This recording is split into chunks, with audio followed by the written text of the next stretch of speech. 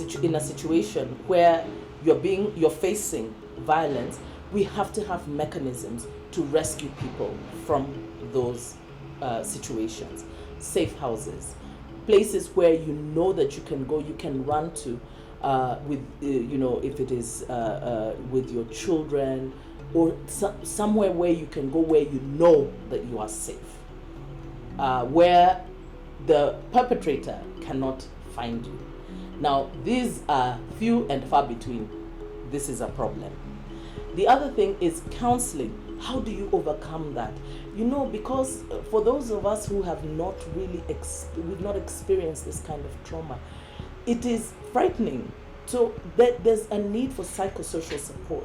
This is why we need to advocate for the renewal of our social services sector and resourcing of it, because we need to have counselors who are able to counsel survivors of sexual and gender-based violence, because they relive the trauma. One of the beautiful things that the Sexual Offences Act did was that it removed sexual offences from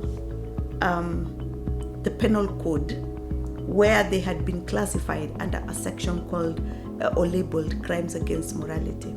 Now, the reason why that is good is because the minute it was said to be crime against morality, the issue of your morality came into play. And that is why you would find that many a time a person who's accused of raping another person would come and say, but this was the belle of the school or of the estate. She has slept with her 120 men, which is all very well if I said yes to 120, but I said no to this single one. And that no must count for whatever it is.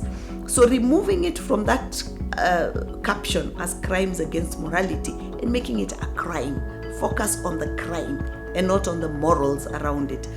I would say before families, communities, before we respond, we should mitigate, should prevent as far as possible, because then that will be 60% of the work done. And how you do this is normalize conversations around violence in the homes, in the communities. Let people understand from the onset that it is wrong and this is what it looks like. And because it is wrong, it should be dealt with in this manner. But the silence of families and community members on gender violence may have to be something that we need to address as a country. And it is largely to do with the way we treat our active citizens. And also, do people even know where are the structures and systems to respond? Where are they? If you say there's a hotline for responding to GBV, does Mama Nyango, who is my neighbor at Rona Center in the village, know that number? Can we make those structures visible to our community members? Can we make them know that if you call this number, even know who will respond, who is on the other end of that phone line? To break pain and hurt is to break the cycle of trauma. And how we break it, and I've been telling the Ministry of Health, especially with COVID, can we have a national program that begins to address the pain from the grassroots?